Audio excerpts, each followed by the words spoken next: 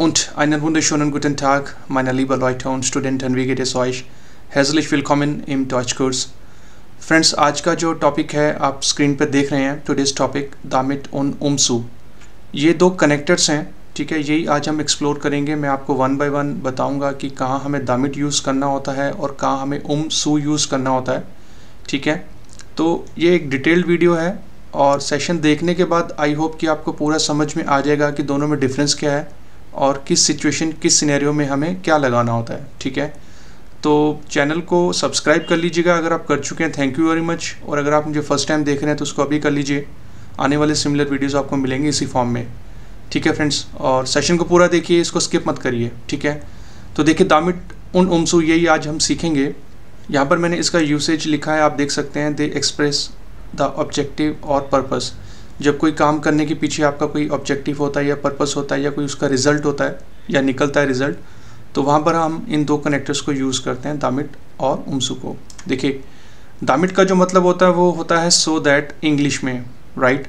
और जो umzu होता है इसका मतलब होता है इन ऑर्डर टू। तो पहले मैं आपको बताऊंगा दामिट के बारे में, फ्रेजेस के थ्रू, एग्जाम्पल्स के थ्रू, जैसा कि मैं हर सेशन में आपको बताता हूँ, आपको समझ में आता है। और उसके आगे जाके मैं आपको बताऊंगा umzu के बारे में।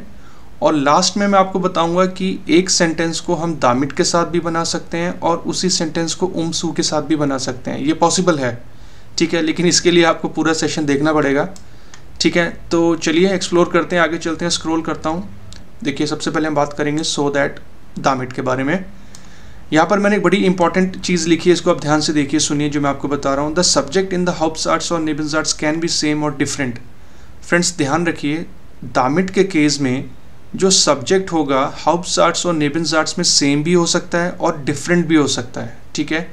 तो कैसे होगा वन बाय वन हम सीखेंगे, ठीक है। सबसे पहले मैं आपको बताऊंगा कि जब सेम होगा, ठीक है, कुछ फ्रेजेस होंगे, और आगे जाके बताऊंगा कि वो कब डिफरेंट हो जाएगा, ठीक है। अभी फ़िलहाल हम जो है दामिट के ऊपर देखेंगे, ठीक है। तो सब्जेक्ट सेम और डिफरेंट दोनों हो सकते हैं। चलिए देखते हैं। सबसे पहले हम बात करेंगे when the subject is same, दोनों तरफ आपके Hauptsatz और Nebensatz में। चलिए देखते हैं Beispiel एग्जाम्पल्स। यहाँ पर मैंने एक फ्रेज लिखा है, देखिए, Ich gehe zur Schule, ich kann da studieren। तो एक फ्रेज है Ich gehe zur Schule, मैं स्कूल जाता हूँ, Ich kann da studieren, मैं वहाँ पर पढ़ सकता हूँ। तो ये दोनों तरफ Hauptsatz है, क्योंकि अभी मैंने कोई कनेक्टर लगाया नहीं है, बीच में फुल स्टॉप है। अब इसी सेंटेंस को जब हम दामिट कनेक्टर के साथ बनाएंगे तो देखिए सेम सेंटेंस क्या बनेगा, Ich gehe zur Schule, damit ich da studieren kann। तो दामिट एक कनेक्टर है फ्रेंड्स, सो दैट। तो जो क्योनन वर्ब थी कान, वो कॉन्जुगेट होकर अब चला गया फ्रेज के एंड में, ठीक है। तो इस सेंटेंस में आप देखिए दोनों तरफ मैंने अपनी ही बात की है, इश, यानी कि दोनों तरफ जो सब्जेक्ट है वो सेम है, यानी इश। Ich gehe zur Schule, damit ich da studieren kann। तो ये था फर्स्ट एग्जाम्पल। अब देखते हैं हम नेक्स्ट एग्जाम्पल जो मैंने आपके लिए यहाँ पर बनाया। देखिए Er hat alle Bücher zu Hause, er kann da lesen। तो ये दो डिफरेंट फ्रेज हैं, ठीक है, बीच में फुल स्टॉप है। और इसी फ्रेज को जब हम दामिट के साथ बनाएंगे तो देखिए सेम रूल है, Er hat alle Bücher zu Hause, damit er lesen kann। तो जैसे दामिट कनेक्टर लगा तो जो क्योनन था, जो कान था, वो चला गया फ्रेज के एंड में। तो देखिए दोनों तरफ जो सब्जेक्ट है सेम है, एयर यानी ही, उसकी मैं बात कर रहा हूँ थर्ड पर्सन की, ठीक है। तो ये भी एक एग्जाम्पल था आपको जस्ट समझाने के लिए कि दोनों तरफ जो है सब्जेक्ट सेम है। और एक एग्जाम्पल और देखते हैं। देखिए तो ये एग्जाम्पल आप देखिए जो मैंने यहाँ पे लिखा है, एयर गेट फ्रीअर इंस्पेक्ट एयर ईस्ट मॉर्गन फिट। और जब इसको दामिट के साथ बनाएंगे तो देखिए एयर गेट फ्रीअर इंस्पेक्ट दामिट एयर मॉर्गन फिट ईस्ट। तो सेम चीज़ है, दामिट कनेक्टर लगा और कॉन्जुगेटेड वर्ब गई सेंटेंस के एंड में। तो ये कुछ एग्जाम्पल्स थे, Beispiel थे फ्रेंड्स, जब हमारे सब्जेक्ट दोनों तरफ सेम होंगे आपके Hauptsatz और Nebensatz में, ठीक है। आसान है, समझ में आ गया होगा आपको, ठीक है। अब आगे कंटिन्यू करते हैं। अब हम देखेंगे कि दामिट के केस में जब सब्जेक्ट अलग अलग होंगे, ठीक है, वो कैसे। देखिए दामिट so that when the subjects are not same, मैंने यहाँ पे लिखा भी है, आप देख सकते हैं, when the subjects are not same. अब देखते हैं हम Beispiel एग्जाम्पल्स इस केस में। तो देखिए यहाँ पर मैंने एक सेंटेंस लिखा है, Ich erkläre es langsam, damit du gut verstehen kannst, ठीक है। तो मैं एक्सप्लेन करता हूँ इसको धीरे धीरे, सो दैट तुम्हें आसानी से समझ में आ सके। तो देखिए पहले वाले फ्रेज में इश है सब्जेक्ट यानी मैं, और दूसरे में जो सब्जेक्ट है वो है दू, ठीक है। तो दामिट के केस में हम अलग सब्जेक्ट के साथ भी बना सकते हैं, ये ग्रामर हमें अलाउ करती है, ठीक है। तो दोनों तरफ जो है सब्जेक्ट अलग अलग हैं, इस एग्जाम्पल में आपने देखा। लेकिन दामिट लगा तो कॉन्जुगेटेड वर्ब वो आपको सेंटेंस के एंड में रखनी है, वो तो नॉर्मल है, वो अंडरस्टूड है, ठीक है। आगे चलते हैं, एक फ्रेज और देखते हैं। देखिए यहाँ पर मैंने क्या लिखा, डी एल्टन फेडिनन गेल्ड, जो पेरेंट्स हैं वो पैसा कमाते हैं, दामिट डी किंडर ईयर लेबन गेनिजन क्यूनन, सो दैट जो बच्चे हैं वो अपनी लाइफ को एंजॉय कर सकें। तो हाउप्सार्ट्स में जो सब्जेक्ट था वो था डी एल्टन और दामिट के बाद जो सब्जेक्ट था वो था डी किंडर। तो इस वाले एग्जाम्पल में भी आपने देखा कि सब्जेक्ट दोनों तरफ अलग थे, बट कॉन्जुगेटेड वर्ब का आपने ध्यान रखना है क्योंकि दामिट एज अ कनेक्टर काम करता है फ्रेंड्स, ठीक है। और फ्रेज देखते हैं। देखिए यहाँ पर मैंने जो एक फ्रेज बनाया आपके लिए, दी पुलिसाई इस्ट जेयर प्रोफेशनल इन देयर स्टार्ट दामिट दी ब्यूकर जीशर फ्यूलन, जो पुलिस है वो बहुत प्रोफेशनल है एक सिटी के अंदर, सो दैट जो उनके सिटीजन्स हैं वो अपने आप को सेफ फील कर सकें या करें। तो डी पुलिसाई आपका था हाउप्सार्ट्स में सब्जेक्ट और नेबनसार्ट्स में था डी ब्यूर्गर यानी सिटीजन्स। तो फ्रेंड्स कहने का मतलब ये है कि दामिट के केस में, जिसका मतलब सो दैट है, दोनों तरफ सब्जेक्ट सेम भी हो सकते हैं और दोनों तरफ सब्जेक्ट अलग भी हो सकते हैं, ठीक है। ये पॉसिबल है, आप बना सकते हैं, जैसा भी सिचुएशन हो, जैसा भी सिनेरियो आप बनाइए, कोई प्रॉब्लम नहीं है। बस आपको ध्यान रखना है कि कॉन्जुगेटेड वर्ब को अपने सेंटेंस के एंड में रखना है। तो ये कवर हो गया आपका दामिट। अब हम देखते हैं उमसू दामिट से कैसे अलग होता है, ठीक है। तो देखिए उमसू इसका मतलब होता है इन ऑर्डर टू, ठीक है। द सब्जेक्ट इन द हाउप्सार्ट्स और नेबनसार्ट्स आर ऑलवेज सेम। अब इसमें जो फ्रेंड्स डिफरेंस होता है ना वो यही कि इसमें सब्जेक्ट दोनों तरफ अब सेम होता है, इसमें अलग से नहीं होता है, ठीक है। तो ये आसान है कंपेयर टू आपका जो दामिट हमने देखा था ऊपर, इसमें सब्जेक्ट सेम होगा, ठीक है। इसके रैंडम एग्जाम्पल्स देखते हैं, बाइशपीलर एग्जाम्पल्स। तो मैंने जो आपके लिए यहाँ पर बनाया है, इश लर्न डॉइच इम डॉइचलैंड सू आर्बाइटन, मैं जर्मन पढ़ता हूँ जर्मन में काम करने के लिए, ठीक है। तो दोनों तरफ मेरी ही बात हो रही है, मैं किसी और की बात नहीं कर रहा हूँ। हालांकि मैंने के बाद कोई इश नहीं लिखा है, बट ये अंडरस्टूड है कि मैं अपनी ही बात कर रहा हूँ। इश लर्न डॉइच इम डॉइचलैंड सू आर्बाइटन, ठीक है, ये आसान था। अगला देखिए, जी स्पार्ट गेल्ड ein Auto ein zu kaufen, ठीक है फ्रेंड्स, वो जो है पैसा सेव करती है एक गाड़ी को खरीदने के लिए। बस इसमें आपने ध्यान रखना फ्रेंड्स कि जो ein kaufen है ये हमारी एक सेपरेबल वर्ब होती है, ठीक है। तो जब आप सू के साथ सेंटेंस बनाएंगे ना नेबनसार्ट्स में, तो जो सेपरेबल वर्ब होती है उसके सेंटर में आपको सू रखना होता है, यानी आइंस जो उसका प्रीफिक्स है उसके आगे सू आएगा, फिर आपका आएगा काउफन, ठीक है। ये आपको अलग से ग्रामर रूल है, आपको पता होना चाहिए, ठीक है।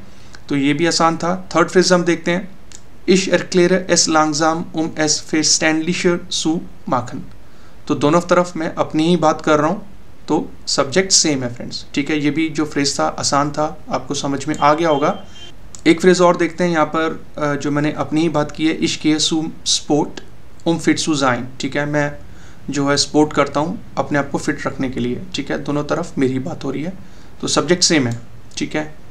एक एग्जांपल और देखिए, एयर स्प्रिस्ट लाइजर निस्ट सू स्ट्योरन, वो धीरे बात करता है ताकि डिस्टर्बेंस ना हो, ठीक है। तो दोनों तरफ एक ही सब्जेक्ट है।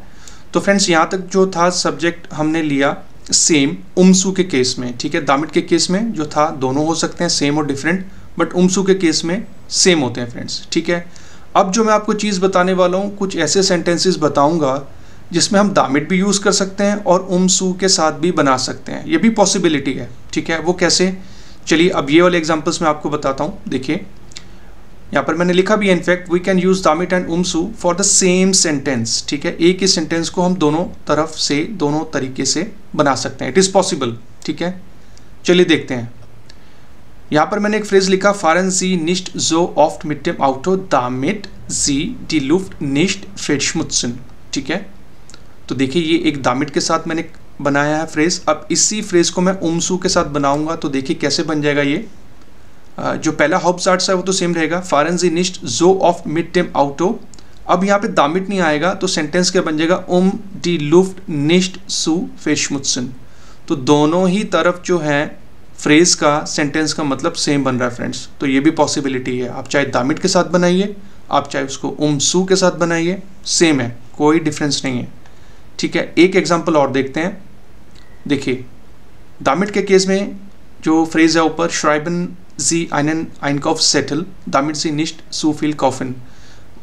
इसका मतलब ये है कि एक Einkaufszettel, एक परचेज करने के लिए एक नोट बना लो, सो दैट जो चीज़ है वो तुम ज़्यादा ना खरीदो, ठीक है, सो दैट।